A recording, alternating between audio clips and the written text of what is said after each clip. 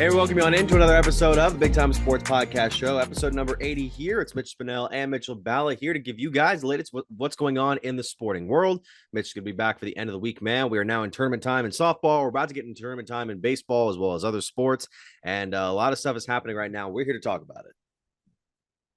Did you say episode 80? Yeah, episode 80. I believe we're on track for this. Yeah, not counting our supplemental episodes. Wow. 80 episodes down with you. And shout out to all the listeners and the viewers that, really keep this thing going for us. That's amazing.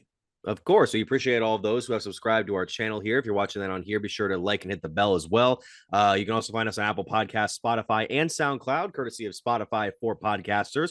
Or you can go to our website, BigTimeSportsOhio.com. You can find our latest articles and game broadcasts and videos there. And, all the social media links at BTS Ohio on Twitter, at Big Time Sports Ohio on Facebook and Instagram, and at Mitch Spinell and at Mitchell Balla everywhere you go. And you can also find us on the LBN app because we are now publishing our episodes in full video form as well.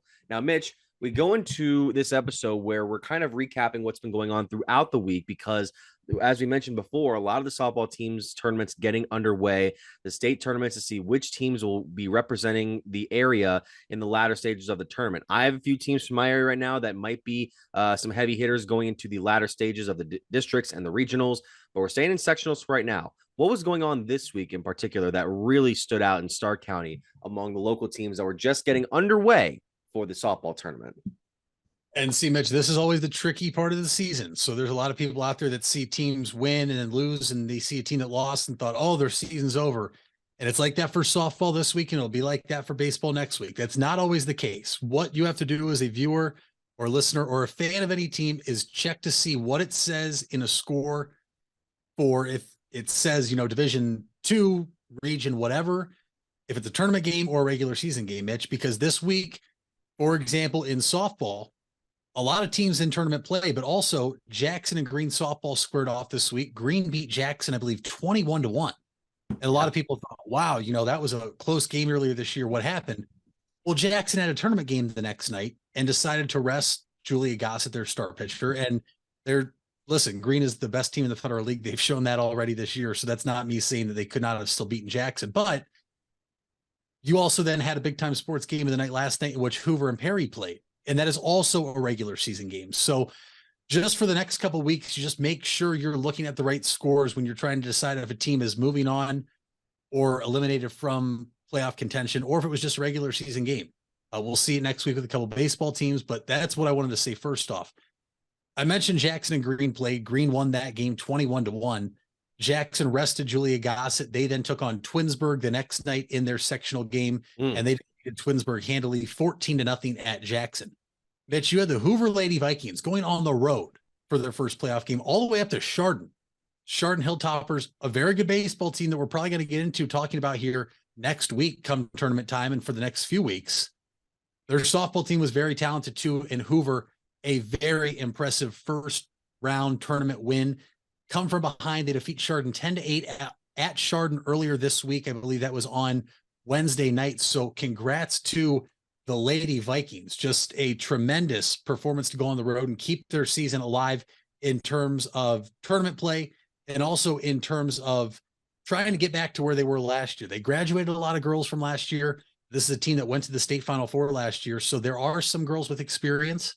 And listen, regular season record doesn't always mean a whole lot, Mitch, because it's what team is playing their best baseball or softball at the right time at this point in the year. And maybe that is the Hoover Vikings. I mean, heck, there's a team that deserves some recognition, and that's the softball team from East Canton. And I'm going to throw to you to talk about East Canton right now, because what they've done so far in their first couple tournament games is pretty remarkable given what happened in the regular season. No doubt. I mean, East Canton, first of all, they had to travel an hour on Monday to Lisbon Anderson as the 18 seed going into a first round opener. Lisbon was the 11 seed, so it could have gone either way, and it went the Hornets' way by winning 7-5. Then they drive pretty lengthy ways to the Wednesday sectional final to take on 5 seed Jackson Milton. This is a squad, Mitch, that beat the Hornets 29-4 during the regular season. Not 9-4, not 19-4, 29-4, and presuming 5 innings. But last night, the Hornets were able to score a huge 8-6 victory, an upset over Milton, an unbelievable turnaround for Adrian Teresa's squad, as East Canton is the sectional champion, and they will take on, they will be going on to the district semifinals on Monday. Let's take a look at some of those matchups as well, because in Division 4, that's where a lot of the IVC squads are playing at this point. But we also have a couple other teams in the mix as well. We'll get to East Canton there in a second. We want to start off by shouting out two IVC juggernauts, Strasburg and Conotton Valley, as well as a third team, Tuscarora Central Catholic, all of them moving on in the Division 4 East 1 district bracket. The Tigers were able to win their first two games of the tournament by beating Malvern 17-0 in 5 innings and Frontier 12-0 in 5 innings. That game yesterday, both Ella Gilkerson and Sydney Cibola hitting a home run, while Amelia Spidell totaled 16 strikeouts in the victory, and they will move on. The Tigers will play Caldwell in the district semifinals this Monday at 5 o'clock. We also had the Caldwell team, I should mention, took down Newcomerstown 4-0 after the Trojans beat Hannibal River 2-1 to win their sectional opener. Now, as for Conotton Valley, the Rockets winning against Bellsville 17-0 before beating Shadyside 5-2. So the second-seeded Rockets back in the mix here, trying to get some ground here in the tournament. They will be taking on the Saints in Monday's district semifinal after TCC beat Shenandoah 7-2. And in their first round matchup, they actually beat 3-seed Garaway 9-6, a huge upset for the Central Catholic Saints, as they will be moving on. In Division 3, we have a couple more IVC squads, or one in particular, Claymont, after they beat their IVC counterparts, Sandy Valley, 10-0 in 5 innings on Thursday.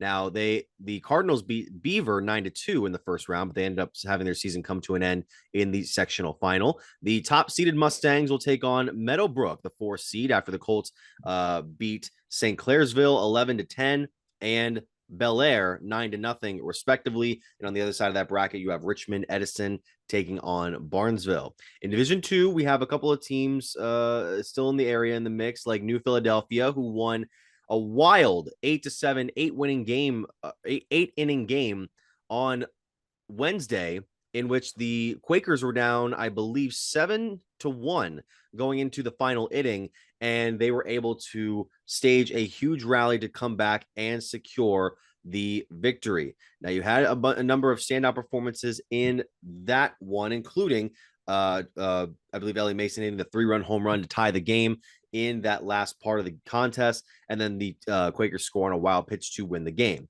So they will be moving on. They will be taking on, I believe, if I have my things right here, Steubenville, the 5th seed, after the Big Red beat East Liverpool 24-0 in the first round game. And then you have Martins Ferry and John Glenn on the other side, as the Muskies beat Cambridge after Cambridge beat Carrollton, and Martins Ferry beat Cadiz Harrison Central.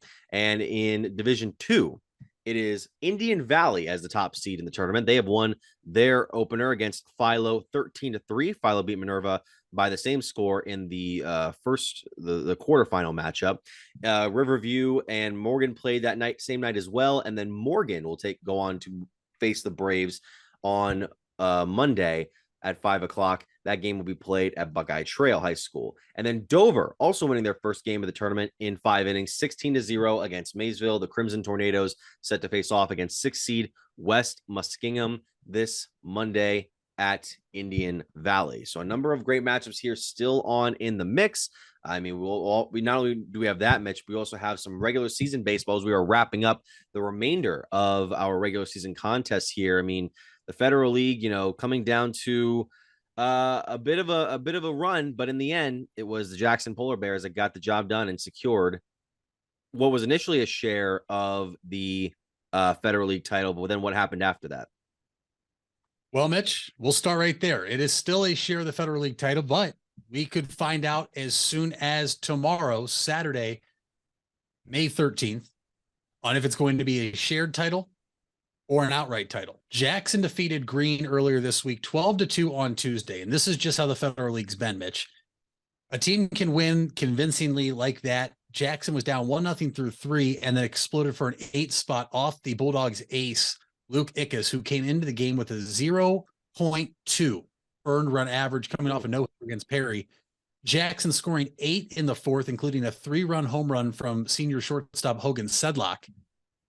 And then turned around, Mitch, and knowing they had to beat Green the next night to get a share of the Federal League, it was anything but easy. It was the definition of a pitcher's duel at Jackson on Wednesday night. Jake Sweetnich for Jackson and Nate Carr for Green, Mitch.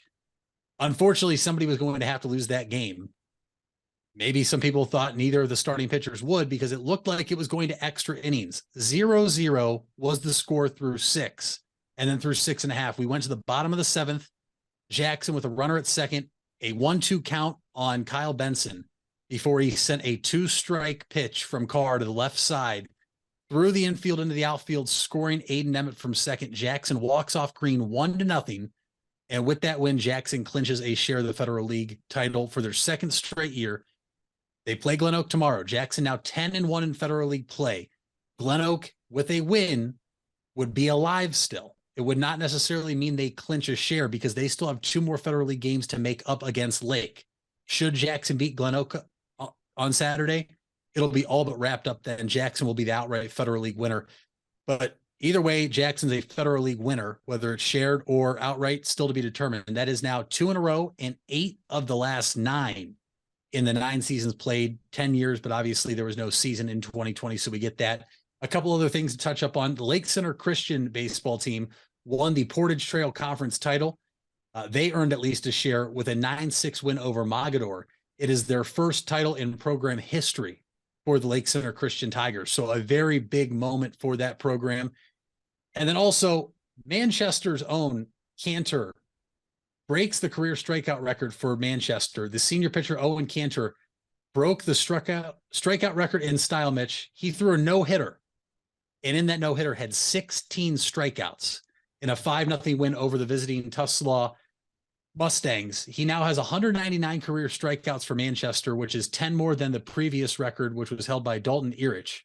He is also closing in on a single season record of 90 strikeouts held by Havin Parks. He has 86 strikeouts, so he needs just 5 more to own the all-time single season record for strikeouts in a season by a pitcher. And he also already owns the career record. And with those 5, he'll move over 200 career strikeouts, which is very remarkable at the high school level. Just so I wanted to make sure we gave Owen Cantor of Manchester a big shout out there for his performance this week, and hopefully a record and program breaking performance here in the next week. Definitely. And we want to give a shout out to some IVC champions as well. 2 of them both clinching the title and their respective divisions as the regular season is coming to a close in baseball. In the North, it's Buckeye Trail winning for the second consecutive year after they've gone 11-1 in conference play on the season. Now they are 2 games ahead of Conotton Valley and Strasburg, both finish at 9-3, with the Rockets at 14-10, the Tigers at 15-9. The Tigers making a bit of a late push near the end of the year, but they can't quite get to the top of the IVC North. In the IVC South, Highland pulled away with an 11-1 record, 21-1 overall going into tournament play. The Indian Valley Braves just behind them at 9-3, and Garaway at 7-5. Those are the only 3 winning teams in terms of conference play going to the end of the regular season. Now, when we come back, we'll be going over more of some area stuff, including some big news involving a new arrival at Massillon Perry High School. Stay tuned right after this. Hey there, folks. This is Mitch Spinell, and I want to give you guys a quick message regarding 988. If you don't know what 988 is, it was created to make it easier to remember how to get help in the event of a mental health or addiction crisis. This is different than a medical, fire, or police emergency where 911 should still be called immediately.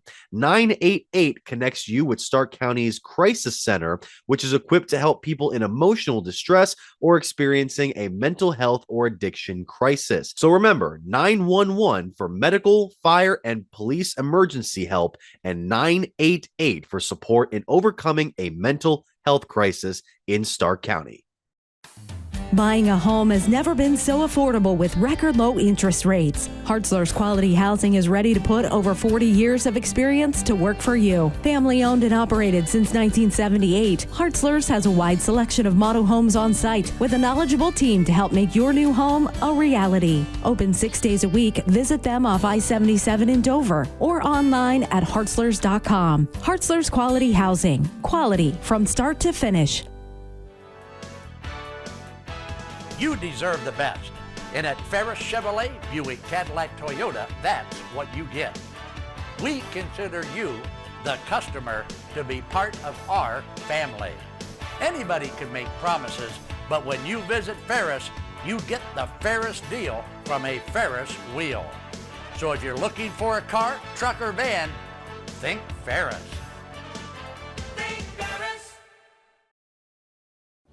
You invest a lot in your home and vehicle purchases. Van Nostrand Young and Associates want you to feel secure should anything happen to those investments. We partnered with providers like Grange Insurance and other industry leaders to be sure you're presented with the most complete coverage to fit your needs. Because we're not only here to protect the items you invest in, we're here to protect your future as well. Call Van Nostrand Young Insurance in North Canton at 330-497-1867. We all have 206 things in common. Our bones keep us up and moving. And we at Cleveland Clinic Union Hospital care about every single one of them. From the tip of your finger to a brand new hip, our orthopedic experts will keep you going while keeping you safe. For every break and breakthrough, for every bone and joint, for every care in the world. Get the care you need when and where you need it. Visit unionhospital.org. Wendy's without the Wendy's app is like Nugs without the sauce. Or a Frosty without the fries. Or a hamburger without the fresh beef. No! Level low. Get the app to order ahead, order delivery, earn free food, and get app-exclusive offers. One app, all the Wendy's. Offer for a limited time at participating Wendy's. Terms apply. App registration required. Fresh beef available in the contiguous U.S., Alaska, and Canada.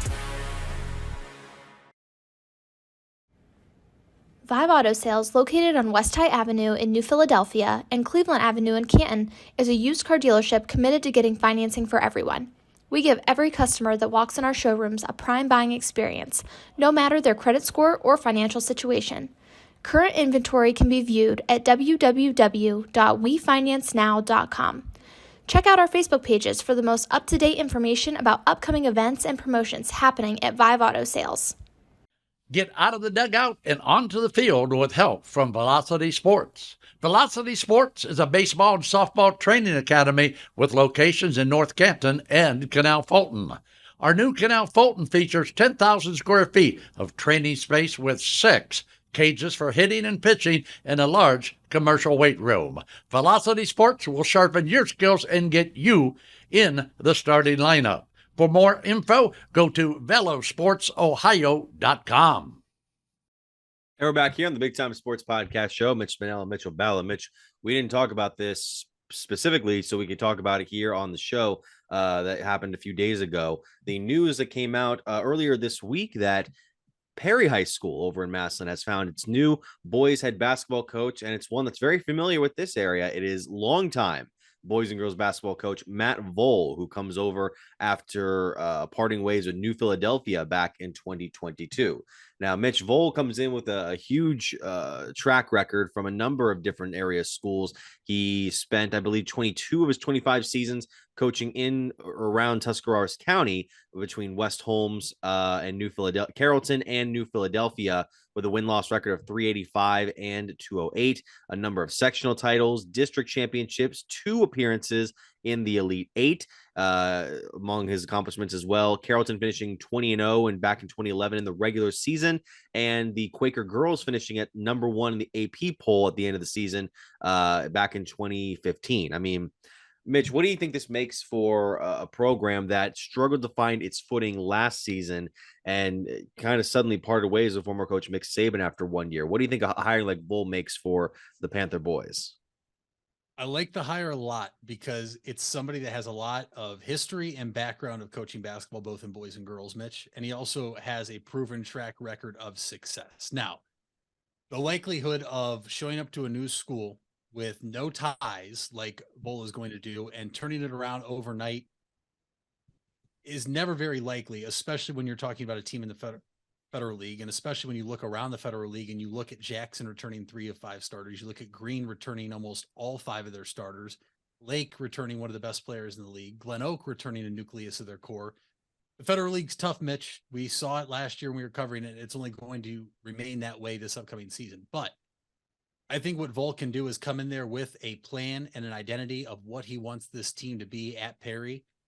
And not to say that Mickey Saban didn't have their attention. I think he absolutely did. But I think that Vol should definitely have their undivided attention when he steps foot and approved, pending the school board meeting once he meets with his players. How would you not, when you look at the track record of success that he's had? You mentioned it. 18 sectional titles, 8 district championships, 2 Elite 8 appearances, including the 14-15 season in which he took the Quaker girls, finishing the regular season at 25-2 and number 1 in the D1 AP poll. He also led Carrollton to a 20-0 regular season finish in 2011 and earning the Buckeye Conference title and a number 2 finish in the AP poll. I mean, he has shown you wherever he goes, he wins. And I have to believe that's exactly what he's planning to do when he gets to Perry. And he took a year off. And it's crazy, as I feel like most coaches say, oh, you know what, this is the end. And then they've coached for so long, they have a year where they're not coaching. They're like, wait a second, I don't like this. I need to get back into coaching. And for Vol, an opportunity arose where he wants to awake a program in Perry that has been down for a while in basketball and used to be one of the very competitive schools in the Federal League. And I'm very excited and intrigued to see what he can do at Perry, not only in his first year, but as time goes on, as he's the head coach of the Perry Panthers boy basketball team. I'm happy about that point you made about him kind of using that year post New Philadelphia, but pre Perry. It kind of reminded me of, in doing my research, I believe it was when he resigned from Carrollton, from the Carrollton boys squad, that he cited his then his children, who I think were then in school. I don't know if some of them still are, some of them are not, but he kind of cited them as a reason for stepping down. And then almost immediately he takes the job at the New Philadelphia girls squad, where he was there for 2 seasons before spending the next 5 or 6, I believe, with the boys. The New Philly boys, by the way, went 105-46 and won a pair of East District championships under Vol. So that is really a very intriguing sort of idea. And to be fair, Perry, if I'm not mistaken, only had from this past season 2 listed seniors on their squad in Jaden Kelly and Xander Saban, who came over with Mick Saban from Tuscarawas Central Catholic. So if there's something that he can do, it's get his message across to the underclassmen. Because when you have those incoming seniors and juniors that they haven't had as much structure. Those juniors, especially, you have 1 season with one coach, 1 or 2 seasons with one coach, a season with another, and now you're kind of you're on your 3rd run, essentially, 3rd trial run, and you're hoping that this one will work out better than the first 2 have. And I'm glad you brought that up, because it's an unfortunate circumstance, and we talk about controlling what you can control. It's out of the player's control, Mitch. 99% of the time, it is out of the player's control on what a school decides to do with a coach, whether to retain him, whether to bring him back, or let him go. Very few instances you've ever seen community outreach or, cry as support for something after a decision's made for them to return. And you look at East Canton last year in their football program, and that's one of the rare occurrences where they don't renew a contract of a coach, and it broke headlines everywhere. And the community rallied around it and got him back because of how influential he was for the boys. But not only the Perry boys, Mitch, but the Hoover girls are in the same boat now with their 4th coach in 4 years. So yeah, it really, though, will tell you, Mitch, and it's not necessarily by wins and losses. It's by how the kids and team plays, how focused these boys can be, and how much they really want it to buy into yet another coach in another year. And it's not an easy task. Let's be honest there. It's not to learn one whole system and way a coach wants to play, and then throw it out the window for another coach in another system. And then you take that and learn it for a year and you throw that out the window again. It's a very tough situation for the players, but at the same time, I think you'll really be able to gauge how they play, how tough they are, how physical they are, and really just what they look like on the court besides the wins and losses when these teams take the floor. And it's for the Perry boys basketball team and also the Hoover girls basketball team, who we touched on a few months ago when they hired another head coach. So we'll have to wait and see, but I'm excited to see it once basketball season rolls around here in Northeast Ohio. No doubt. When we come back, we'll be going over a game that we're going to be playing, and we'll also be talking about the ongoing playoffs, which after last night, I think I don't know what I have at this point because these playoffs have been so insane. We're going to be back right after these messages.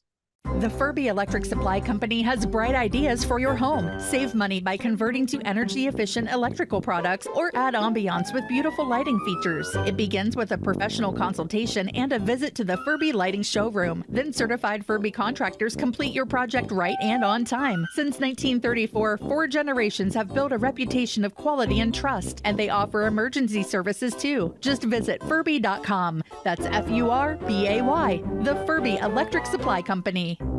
You asked for it and we listened. Buckeye Career Center is now offering Certified Nail Technician as an adult education program. This 216-hour course begins in November and will run Tuesday through Thursday evenings from 5 to 9 p.m. Learn manicures, pedicures, infection control, salon operations, and more. Other part-time certification courses starting this fall include phlebotomy and welding. Call 330-339-2288 to register or visit BuckeyeCareerCenter.org for more information. If you're looking for a new or pre-owned car or truck, why not see the Parkway Auto Group? Parkway is a special group of automotive experts with 8 brands to satisfy your needs. Come see the difference at the Parkway Auto Group on Commercial Parkway in Dover. 8 brands and 1 family. It's Parkway Auto Group. Fall is in the air and part-time career enhancement courses at Buckeye Career Center are on the horizon. Registration is now open for Introduction to Beekeeping, Basic Small Engine Repair, and Sign Language. These part-time offerings run on Tuesday evenings and begin in November. Let Buckeye Career Center help you learn a new skill or advance your current skill set. Call 330-339-2288 for more information or to reserve your seat in one of these or our other part-time classes. You matter. Everyone plays a part. We all have a role. Each of us can make a difference. You do matter, and the best way to have a positive impact is to pay it forward. With each of us helping one another to cope, feel better, and know that we belong. Pass on the positivity today. Tell someone else they matter too. Alt Care. Alt Care, Alt Care. Where you matter. We all have 206 things in common. Our bones keep us up and moving. And we at Cleveland Clinic Union Hospital care about every single one of them.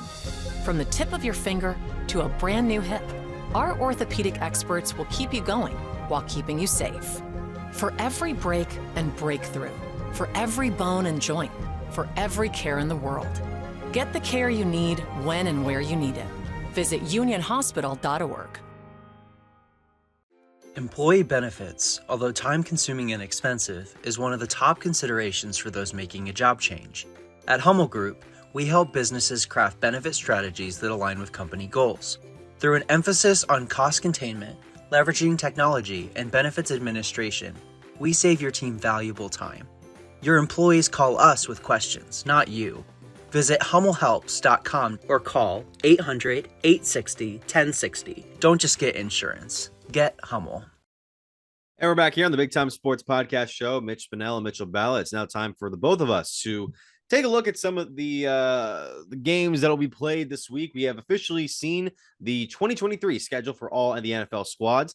But of course, now that we're in the age of social media and social media marketing, every team now has to have the most extravagant, creative, video or slideshow presentation of the 17 games that they're going to play. It can't just be a list. That's the thing too. I would love for one of these teams to just be like No, we're just going to list them out here. We're not going to come up with like a cartoon or anything. That's me being old. But that being said, there were a number of funny ones. The Titans one was really funny, where they had all the teams list out or try to guess what the teams' names are that they're going to play all 17 games. The funniest one was when the ones were saying Cowboys 2 times. People say, "Oh, Cowboys, that's the Cowboys." That's so right. It's the Cowboys for sure, and it's not. And it was like Colts. That was funny. But then the Browns had also one. They had one as well where it was based on wrestling, AEW wrestling in particular, because what, you're not your WWE guy or what? I just thought it was just childish. Oh, really, okay. I'm not a fan of how the Browns released their schedule. I thought it was extremely childish. All right. Well, they got Nathan Segura and The Miz doing like wrestling commentary, and it's Brownie the Elf wrestling out all the opponents the Browns are going to have this year. And I want us to say at the same time on the count of 3, and I wonder how this is going to work on Zoom. I want us at the same time to throw out a number. I want us to throw out what record you think the Browns will have by the end of this upcoming season, because I was looking at the games last night. There are a number of winnable games, especially later on in the season. That being said, it's going to be hard. It's going to be difficult. So, Mitch, at the same time, on the count of 3, I want you to throw out what record you think the Browns will have by the end of the 2023 campaign. Okay. All right. The count of 3. Here we go. 3, 2, 1. 3-14. 8-9. 3-14. Yeah. 3. Oh, come on. No. You can't get hurt if you set the expectations low. All right. Here's the thing, too. You mentioned something about getting hurt. There are a number of factors that go into every NFL season that we do not accommodate for months in its release. We do not accommodate for players getting injured, for trades happening, for relationships in the locker room and outside the locker room to sour potentially, for players to sit out due to contract disputes. We're just taking it on face value of what this Browns team as it currently sits. And the Browns team's not even finalized before the likes of training camp and the preseason cuts. And to that point too, when you look at strength of schedule, right? Everyone goes, "Oh, well, they have the hardest schedule, and the Browns have the 26th hardest schedule," which is good for us. That goes off of last year's records and quarterback play. Hmm? We've seen it before. We saw it in 2020 to 2021 with Baker Mayfield. 2020, we looked really good. 2021, we sucked. There's always a chance that a team as a player, whether he's hurt or not, completely fall off. So the Browns have an easy schedule, I necessarily don't buy, because at the same time, we faced 2 rookie quarterbacks this year. We don't know what they are yet. We don't know what CJ Stroud's going to be like. I mean, we don't think the Texans are going to be good. We don't know what Anthony Richardson is going to be like, but the Colts have had a pretty formidable team over the past few years, and their quarterbacks have just been old or stink. So maybe Anthony Richardson and the Colts are better than what we take it, but that's just another thing to factor in, because we don't factor in a lot when we look at the schedule here in May for a season that kicks off in September. That's true. No, I understand that point. And I do want us to do this when we get closer to the start of the upcoming season, but I'm going to take the schedule right now that I have downloaded. And what I'd like to do is for us to kind of go through every game and give our reasoning for the records. And my number might change here, because I don't think I'm as solidified with 8-9 as you are in 3-14. There's 3 games. The bye is pretty early this week. If the bye had been in like week 8, I've been like, there's 3 games we could win. No problem. 3 games. But I want us to take the time here. So we have week 1 against the Bengals. That's a tough one to start off on, even in Cincinnati. All right, now I got to get this out of you. How do you think the Browns are going to walk into Cincinnati, a team where they just lost to last year? It's in Cleveland. Oh, it's in Cleveland? Oh, I'm sorry. Okay, here's what happened. I see the little @ signs on the bottom, and I'm thinking, oh, that means road. That means road. Oh, I see. I got the orange and what is that? Cream? Was that cream white wrong? Yeah, whatever they did, it's a little too close. To be honest, I think the Browns could get away with that color if they try to instill it in the uniforms, not the main uniforms. That's neither here nor there. Okay, so week 1, you have them winning against the Bengals at home. Why? Because the Bengals typically are not a team that starts off strong in the regular season. They're always a second half team, which is why they always get hot heading into the playoffs. Okay. This is a new defense the Browns have with Jim Schwartz leading the charge. And so the Bengals are not really going to know what to expect from this defense that Mitch has really had Joe Burrow's number over the past few years. And I just think being at home for this team is going to be a big time spot. It's not prime time. I really like the spot, and the Browns do always beat the Bengals at one point or another in the season.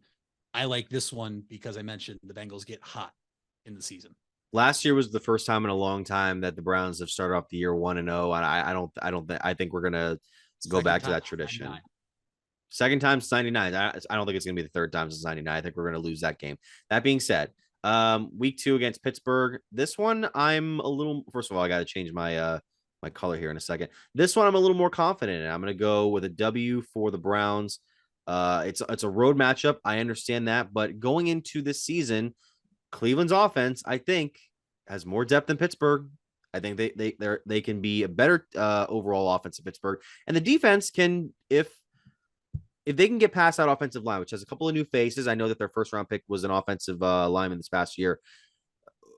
That could spell trouble for Kenny Pickett unless this offseason he just has this huge shift from upcoming upstart rookie to Pro Bowl veteran. I can't see that happening.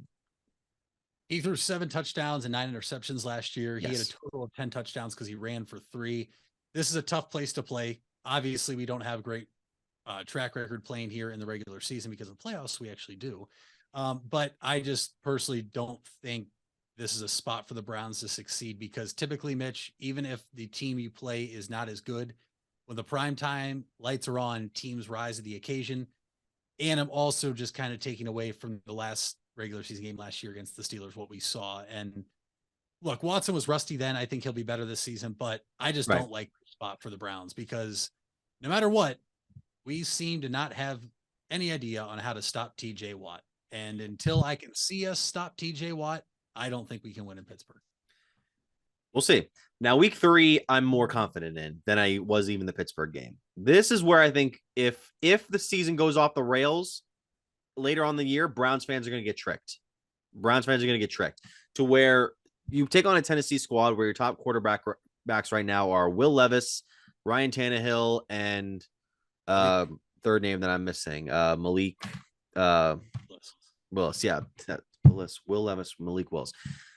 So yeah, this one I know that Derrick Henry can lead an offense unlike most NFL running backs, but what is Tennessee going to bring defensively? What are they going to do? What are they going to do that's going to have this Browns team with a Deshaun Watson is going to have a normal offseason for once in the last 2 or 3 years?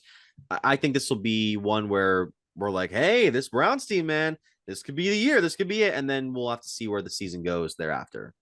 And I think this is one where you just go up, same old Browns. Ooh, okay. Letdown spot, a team you should beat that I don't think is going to be very good this year. And this is the spot. Will Levis, Malik Willis, Ryan Tannehill don't matter. Browns probably will not look good in this game, and I'm picking them to lay an egg. I can't believe we've chosen differently on the first 3. All right, so let's see what week 4 brings. Baltimore. Lamar Jackson did sign. The receiving core is interesting. I don't necessarily know if it's great. Do the Browns have enough to get a home victory going into the bye? No, and my reasoning here is because as much crap as we gave Joe Woods, Mitch, for some reason, he always knew how to defend Lamar Jackson. The Browns were always, for the most part, in his 3 years here, in every single game against the Ravens. I don't know what a defense is going to look like under Jim Schwartz to stop Lamar Jackson. And if he gets hurt, it's always later in the year. So it's week 4 here. He'll probably be healthy, have something to prove. It's in Cleveland where, he always seems to play well. Maybe we can hide all the bathrooms or lock the bathrooms so he can't run off the field to go to the bathroom. LOL. L here. Yeah, I think that Baltimore takes this one, but I think it's going to be close, and I don't think it's going to be. This is one where I think the Browns could get revenge later on in the season, but it's going to be tough. So I go into the bye at 2-2. You're at 1-3, so we're not terribly far off yet. I think we might have the same expectations for Week 6 at home against San Francisco, because I mean,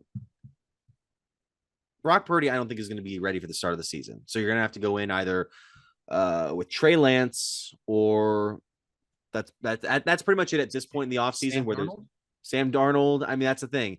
By the way, did you hear that one? There was a reporter in the San Francisco area. I want to make sure I bring this up later on the show so I get my source right, who said that Sam Darnold might be the best thrower in San Francisco 49ers history. People just love to just say random things. Yeah. We'll talk about it later about somebody else just making a statement with their votes in a certain category. But no, that's just a lie, because if he was a really great thrower, Mitch, he probably wouldn't be a backup quarterback still. I have the Browns losing this. I don't really know who plays quarterback, whether it's Purdy or Lance. More than likely going to be Lance, because there's a chance Purdy doesn't play at all this season. The defense, though, is what really worries me. This is going to be the best defense the Browns face throughout their first 5 games, 6 weeks of the regular season. I don't know what we can do, because don't forget, they made a big signing in the offseason too to bolster their defensive line again. I just don't like this spot, but just kidding. The Browns will win this game because the defense is so good. Deshaun Watson will probably light them up. And this is a game everyone probably thinks the Browns will lose. And that's why the Browns will beat the Niners, because they probably have no business beating this team. Okay, so that's a dub for you. Why not? I'll go W as well. And so I'm at 3-2. You're at 2-3. So then we have the Week 7 game. This is the first of back-to-back road games. Indianapolis. You mentioned it before. That offense could look very interesting with Anthony Richardson, presumably being the Week 1 starter. I don't know. I mean, the defense for Indianapolis still isn't amazing, so the Browns could get into a shootout there. I'm gonna say, could I have the Browns at 4-2? I'm gonna say loss. I'm just gonna say loss, but it's gonna be another close one. I have loss as well. This is only their second road game in the first 7 weeks of the season, 6 games played. And I think also coming off a potential big win against the Niners, this is a spot for a letdown spot for the Browns. I just think the Colts have a really good team. The biggest question on if they're going to be good or not is their quarterback. And so we'll wait to see, but I'll say loss for now.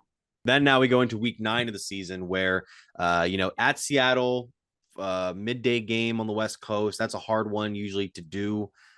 I mean, Seattle was an upstart team last season. Made the postseason for the first time in a bit.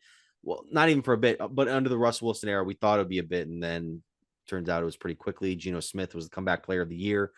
I don't know, man. This is another toss up, and I think I'm going to have to go, unfortunately, on the opposite side for this game. I'm with you. I'm taking a loss here too. This is just a very tough spot to play. Heading all the way out west, a 4:05 p.m. game. I'm assuming it's still going to be one of the harder places to play with, the 12th man there in Seattle. At the same time, Mitch, this is a game where if the Seahawks fell flat on their face this year, I also wouldn't be shocked. I just think that there's a lot of uncertainty in Seattle. Obviously, they returned most of their players, and they added one of the most dynamic playmakers in Jackson Smith and Jigba. But I just don't like this spot for the Browns traveling all the way out there after being on the East Coast for their first, 6 games. So I have them losing here. Yeah, I'm very curious to see what the next game is going to entail. Another NFC West opponent in the Arizona Cardinals. Feels like we always play the Cardinals at some point in the year, especially in the last few seasons.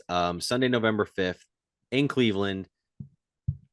This one might seem like it's easy. I don't know if it is, because a lot of people have been kind of clowning the Cardinals this offseason, whether it be about the uniforms or the fact that the team just kind of really, crapped the bed last year. From the reports that have been coming out of Phoenix, Kyler Murray's got his head on straight so far this offseason. He's working harder, seems to be getting along better with the rest of the team. New head coach Jonathan Gannon brought a lot to Philadelphia's system. I don't know how Arizona is going to be overall. That's one team where I feel like it's not going to have a Sean McVay Rams resurgence in its first year, but that could be a team that where people undersell them for about 9 to 10 weeks. And then once they get on a roll, people will be like, hey, Arizona might be in the mix here. Do I want to give looking at the rest of the schedule, there's maybe I'll go win here. It's gonna be it's not an easy win, but it's a win. Colt McCoy revenge game. Don't do that. Don't do that. Don't do that. Browns L. Don't do you jerk. Okay. All right. So you got first you have a 3-game losing. You have a pair of 3-game losing streaks already on the season, and you're at 2-6 compared to when I get halfway down the stretch here. My shape is like screwed up. That's a victory, even though it's a V for victory, not a W for win. That's 1, 2, 3, 4. So I'm 4-4. All right. Week 10 against Baltimore. That's hard. That's really hard. I wanted to say the Browns could get revenge. I don't know if they could unless like Lamar gets a serious injury again. So I'll just go loss there. I assume. Come on, every time. Okay. Explain to me why you think the Browns can win in Baltimore. Because nobody would expect it. If the Browns get off to such a horrendous start, this is a game where the Ravens overlooked the Browns. The Browns go in there wanting to get revenge for their week 4 loss. It's a perfect spot for the Browns to get people there saying, okay, we beat the Ravens. If we win our next, 7-8 games, we can still make the playoffs, guys. It's still possible. All right. So I can see that. I can also see a win for the Browns week 11 against Pittsburgh at home this time. This is a regular afternoon contest compared to Sunday Night Football. What do you make of what's going to happen here in Cleveland this week? Another letdown spot. Everyone's going to get their hearts broken thinking the Browns can win out, make the playoffs. Loss. All right. So yeah, at this point, I'm 1, 2, 3, 4, 5-5. And you're like 3-7. That the fact that I can actually see the Browns being at that stage of the season, that worries me. But positivity. Week 12 at Denver. I think Denver will be a better team this year. I still think this is a winnable game for the Browns, so I'm going to go W.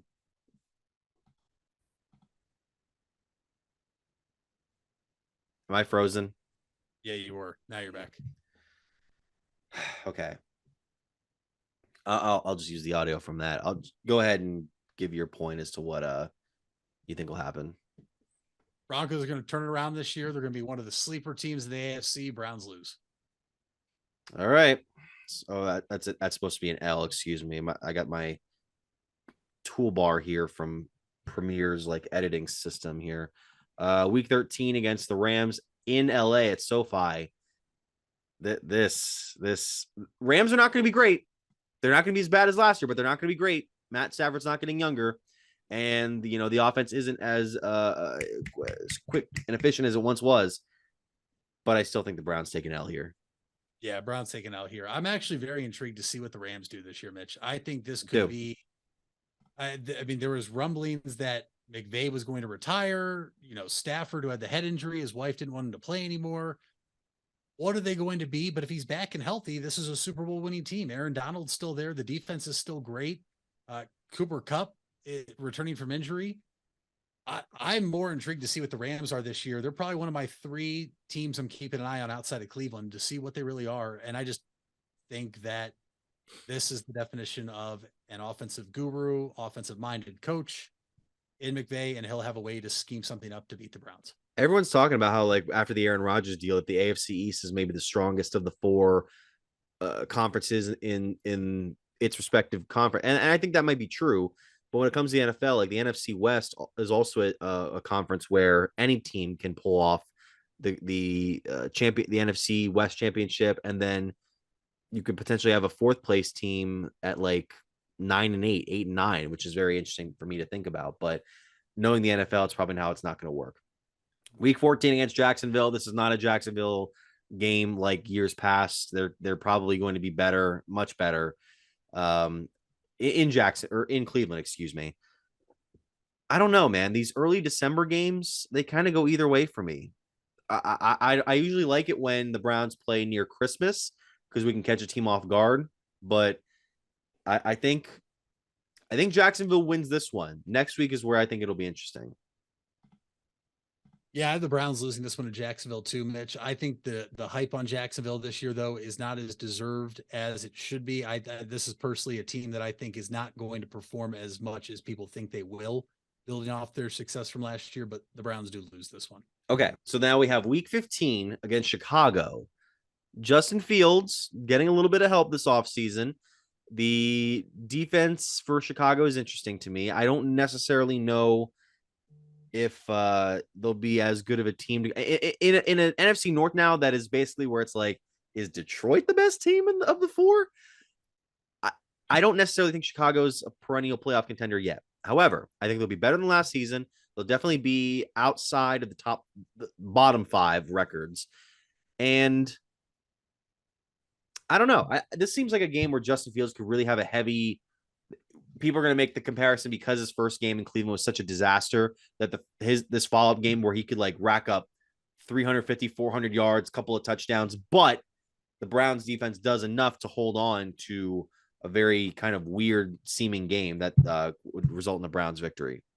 I'll go Browns victory.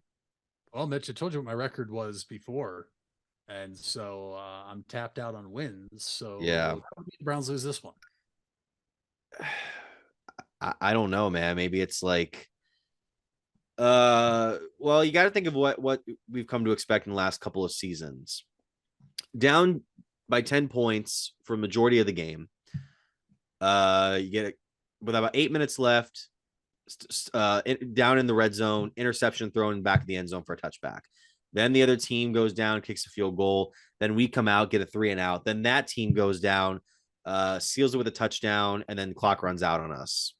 That's kind of what we've come to expect. So, but things can change. So I'm going to give you the L there. And then week 16 at Houston, I can't believe you're taking the L on this one, buddy. This is one where I'm like, okay, like you should win this game in Houston.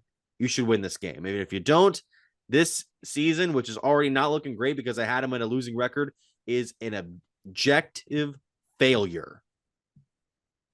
Yeah, and it's not going to get any better. At this point, the Browns have given up on the season, and this is a game they're going to want to try to win. But the Texans, who are going to be very bad again this year, know that a win here doesn't necessarily hurt them because they own the Browns' first-round pick. That's true. That's true, and that's going to be the big thing that people would clown on if they were to lose embarrassingly. That'd be pretty rough. And if they were to use that example of, oh, the Texans won the game and stole their pick. Yeah. But I can't see it, especially with Watson going back there. I don't think he would let something like that happen, but we'll see. Week 17 against the Jets. I don't think this will go particularly well. Thursday Night Football right after Christmas, 4 days. Oh, that's such a hard turnaround. Yep. That's And so Christmas difficult. the No way in hell. I'm sorry. That's an L. And then week 18 is probably going to be an L because the Bengals will be gearing up for the playoffs.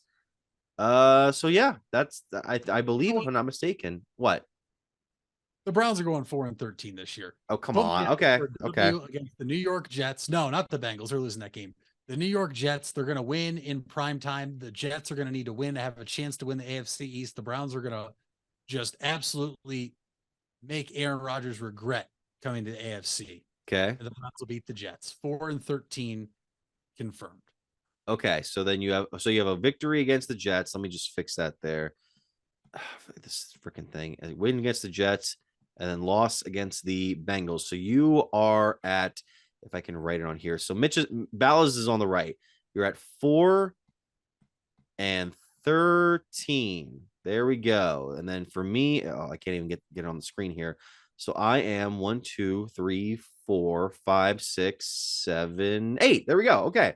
So 8 and 9 is what my record is. We want to know what your guys' record is as well. Again, we understand that there are many different things that can happen during an NFL season or even before an NFL season. Deshaun Watson could go down with an ACL injury in week 3 of the preseason.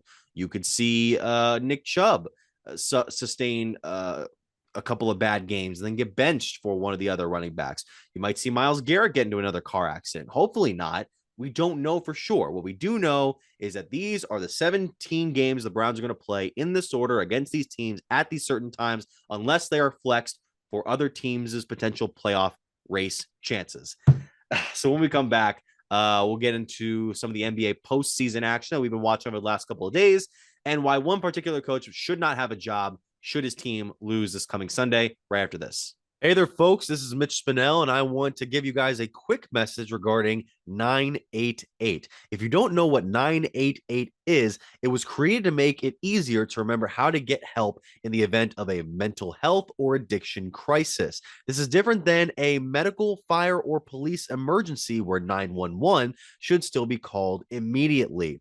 988 connects you with Stark County's Crisis Center, which is equipped to help people in emotional distress or experiencing a mental health or addiction crisis. So remember, 911 for medical, fire, and police emergency help, and 988 for support in overcoming a mental health crisis in Stark County.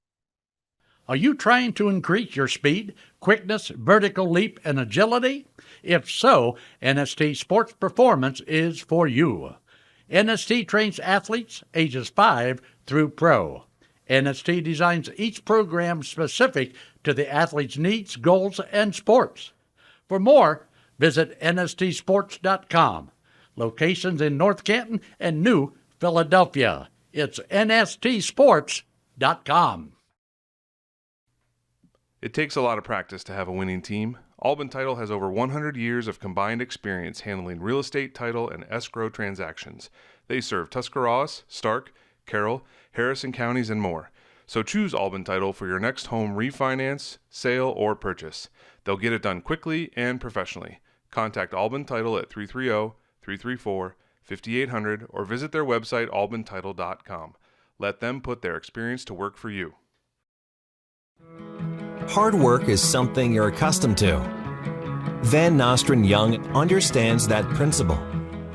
Our access is achieved with organizations like Grange Insurance. Safety and prevention specialists utilize our VanCan assessments process to ensure that you and your colleagues are in the best hands. You want the safest environment for your business, and we can guide you there. Call Van Nostrand Young Insurance in North Canton at 330-497-1867.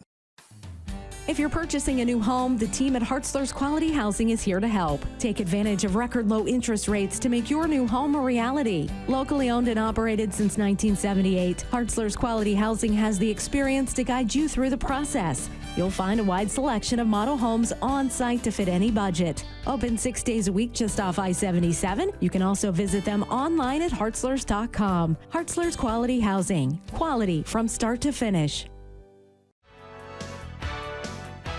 You deserve the best. And at Ferris Chevrolet, Buick, Cadillac, Toyota, that's what you get.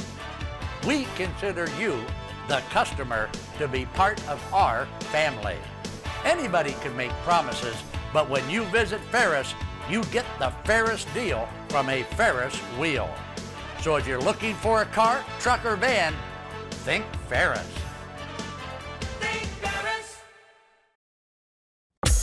Wendy's without the Wendy's app is like Nugs without the sauce. Or a Frosty without the fries. Or a hamburger without the fresh beef. No! Level up. Get the app to order ahead, order delivery, earn free food, and get app-exclusive offers. One app, all the Wendy's. Offer for a limited time at participating Wendy's. Terms apply. App registration required. Fresh beef available in contiguous U.S., Alaska, and Canada.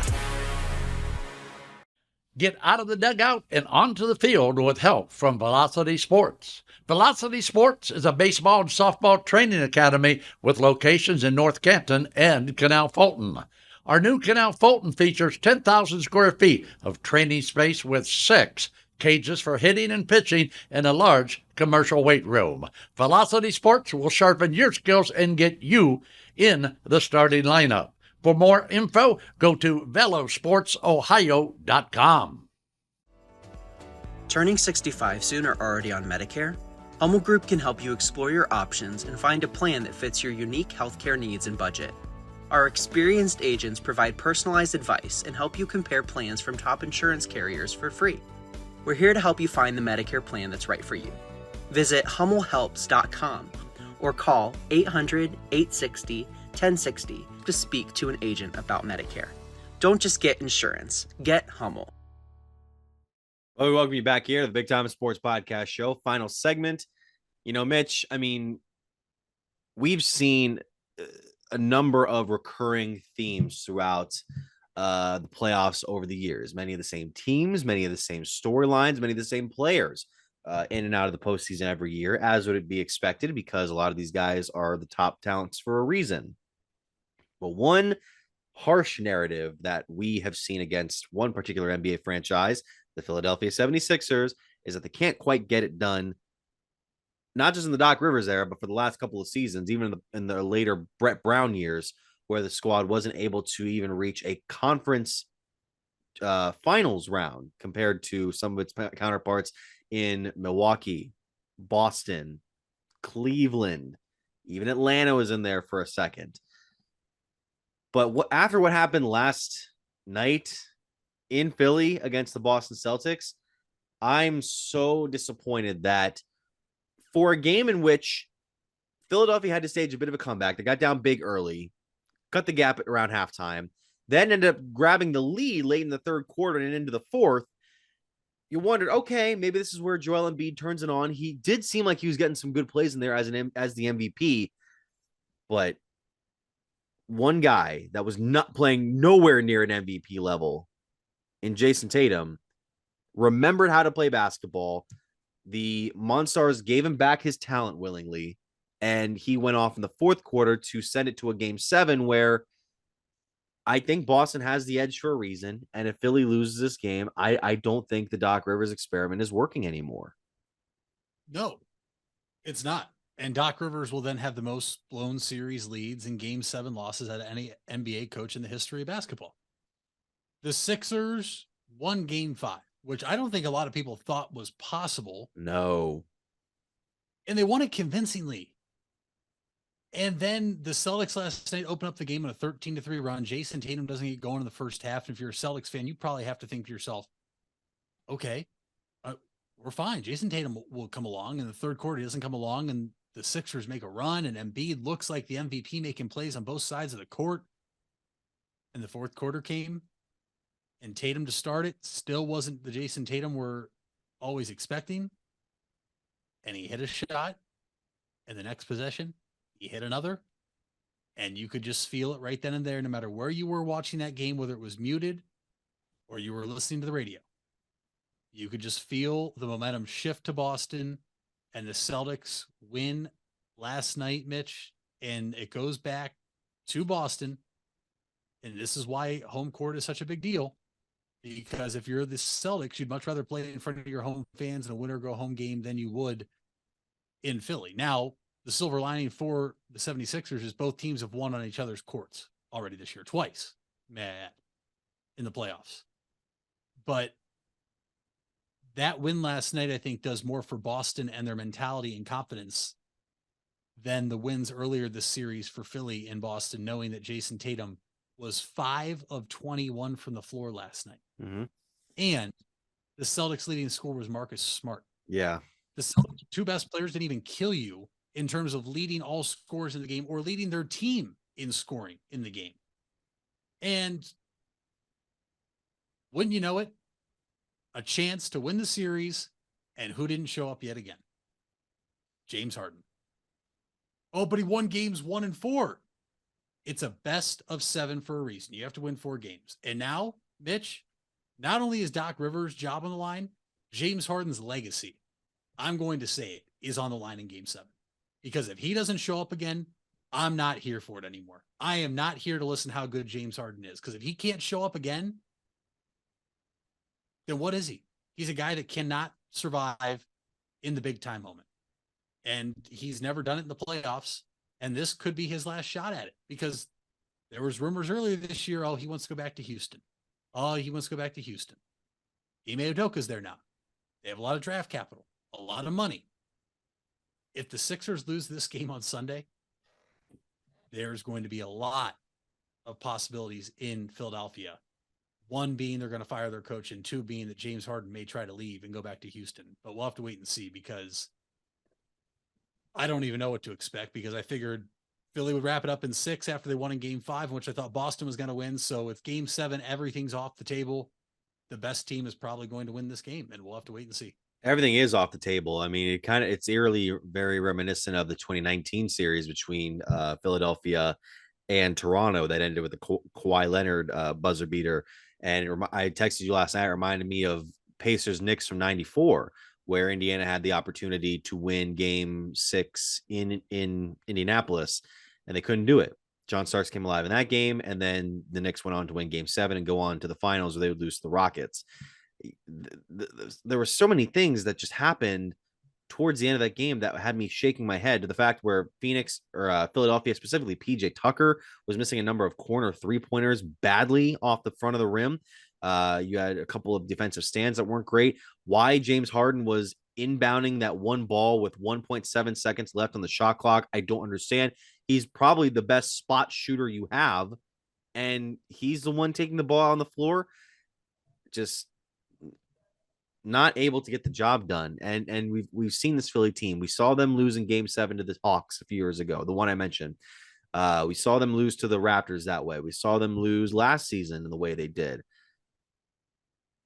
It's getting hard to stomach, not even just as a Philly fan, but just wondering if this team is ever going to make that jump and have this process, this, acclaimed process, work out to get a championship back to Philly, because we're now running on over almost about 30 years since the last time the Sixers took home the trophy. The Celtics also won on the road last night, playing 7 players. Yes. Which is also incredible. Malcolm Brogdon, 6th man of the year, for good reason, 16 points off the bench, which obviously were vital. But to get outplayed on your own home court in a game in which you won meant you were going to the Eastern Conference Finals, and they only played 7 guys. And that's just this is a team, the Celtics, that we've agreed the spotlight and spot might be too big for Joe Mazzulla. And if you blow a lead to him, who there's been a lot of questions about, Boston fans already saying if we lose this series, he's got to go. After the Celtics signed him to an extension earlier this season. Right. If you blow this, I do not see any way possible, if the Celtics win this series, that Doc Rivers can come back as head coach of the Sixers. I don't think he does. I don't think the Sixers, and I don't think some of the players are going to want him back as head coach, because you had a golden opportunity and you dropped the ball. Because the odds of Jason Tatum shooting that horrible again in a game 7 in Boston, yes, I would not think those chances are very high. That was what I was on the back of my mind when Tatum was at 1 of 14 at that late in the game. I'm like, oh, if they get this in game 7, there's no way you can possibly play that bad 2 games in a row, except if it's on purpose. And I just think it was a missed opportunity, especially when you see who's on the other side of Friday's game, this other series between the Knicks and the Heat, where, give credit to the Knicks, they got it done on their home floor. It's going to be very hard pressed to win in Miami against a squad that has looked, other than, game 5 and 2 where Butler was out, they look better. They just look like a better team. But if the Knicks can do something, they just got to pull whatever they can out of their hat to be able to steal this back from Miami and go back to New York for a game 7. Although there is some weird feeling where I don't feel like Miami is as affected by a Knicks game 6 win as I am with Philadelphia letting Boston win game 6. So I don't know. Miami's a 6-point favorite tonight. So I'm curious to see what'll happen there. And on the other side, we'll talk about the game that happened last night. I knew it was going to happen. DeAndre Ayton wasn't in there, so Jokic was able to bully the inside, and the Nuggets get back to the Western Conference Finals with a win over the Phoenix Suns. Not a pretty convincing win at that. What was it? 25 points, where Phoenix is going to have a lot of questions this upcoming offseason, because you only have 4 guaranteed players under contract. Kevin Durant's not getting any younger. Devin Booker's still growing as a player, even as many years as he has been into his career. but this was a team that had Milwaukee up 2-0 in the finals just 2 years ago. And now they've gotten run out of the second round twice. Embarrassed out of the second round twice. Yeah, embarrassed at home in game 7s 2 consecutive years. They were throttled. This was 6 by Dallas last year. Or I'm sorry, 6. Yeah. I get what you mean. At home is all I really was thinking about, but throttled by Dallas last year, and then throttled last night by the Denver Nuggets. Mitch, I went to bed at halftime. I could just tell with how the game was going. There was nothing. It was not going to live up to the hype of games 3 and 4, and really the hype around game 5, heading back to Denver, tied at 2. And I thought, I'm going to go to bed. This isn't as entertaining as I wanted it to be. The Nuggets will probably win. I woke up today and I was shocked to see how bad they won. But to lose the way they've lost the Suns this year and also last year, they're in a really tough spot. They really are. Because with the new CBA coming in, it's kind of gauged to make things a little more even across the NBA. And if you have a certain number of max players, that just means you're not going to be able to really sign really good role players around them. And their role players in this series, a couple games stepped up. Landry Shamet really stepped up in that game 4 win. But I am very intrigued to see what happens, because you're right. Kevin Durant's not getting any younger. Booker, he's not old, but he obviously is adding more mileage to his tracks. DeAndre Ayton is extremely overrated. And Chris Paul was yet again MIA in the playoffs because of injury, which really sucks to see, because I like Chris Paul. I want to see him get a ring. But at this point, Mitch, I think it's pretty safe to say that I don't think it's going to happen, at least not as him being one of the focal points in offense. And we saw the Suns are good enough, to make it a series still without him. But it seems like it's an every year thing for Chris Paul. Every year they get in the playoffs, he somehow finds a way to get hurt. And that's not me making fun of him. It's just the sad reality of a great player of our generation having horrible injury luck at the worst time. But at the same time, I don't think a team has looked as scary or as complete as the Denver Nuggets so far in the NBA playoffs. To me, they look like the clear-cut best team in the NBA so far. And there's a reason they're the first team to advance to the conference finals in either conference. And the only guy I think that can potentially stop Nikola Jokic or slow him down is in a game 7 in Sunday in Boston. That's Joel Embiid. And I don't know if there's anybody in the West, whether it's AD or Kevon Looney, whoever comes out of the series with Golden State and LA, that can even handle him, because DeAndre Ayton just was outmatched and outclassed all series long. And Nikola Jokic is unreal. Yeah, and as much as I kind of chastise Philly for not winning in a year where it seemed like this was their greatest opportunity with who's on the other side and who they're playing in their second round series, Denver got the job done. I feel like this is definitely their season to win, because you take down a Suns squad that isn't at 100%, and then you have two teams that weren't quite the juggernauts of the West this year, but they've gotten their grooves at the right time, and now you have a game 6 potentially where, it's like with Philly. I think even more than Philly and Boston, if Lakers loses game 6, they're not winning game 7. I can't see it happening. They're only 3-point favorites going into tonight. I saw what happened in game 5, where just a couple of shots just didn't go the way you needed them to. And it's not going to be easy tonight. I know that we've gotten on the Warriors all year for not being a good road team, but we've seen what they can do. And I just need Lakers to win tonight, just so we can relax for the playoffs again. And everyone's like, oh, I'm wondering if the NBA will write the script so that it's Lakers in the Western Finals. That's dumb. But at the same time, I'd rather it be that than have the Warriors going for a 5th freaking championship. I'm done. I'm done with it. Even if they win next year, I'm done with it. I am too. And this is a must win for the Lakers, Mitch. There's never been a more important game for the Lakers. Obviously this season, this is an absolute must win for this team, because if it goes back to Golden State for game 7, I don't care. Like we just said with the Celtics and Sixers, everything's off the table. Everything you did in the series so far is off the table. I don't care if you won their game 1. I don't care if you had this team down 3-1. The Lakers have to go out there tonight and beat the Warriors, or else I think it's going to be Warriors in 7. And I have a corgi dog living in my head rent free who makes picks every year, where the owner throws the ball up at the top of the stairs and he hits it with his nose and it goes into a little trash can basket. And the corgi picked the Warriors in 7 games after the Lakers had a 3-1 lead. So I have a corgi living in my head rent free. And I don't like that. So not only for my own sanity and my mind and this damn corgi, I need the Lakers to win tonight too. Did the corgi? I know how the corgi works because he like each basket represents a win for that team. Did the corgi shoot the baskets in the order that this series has gone so far? Yeah. No, he didn't. No, he didn't. I believe I don't.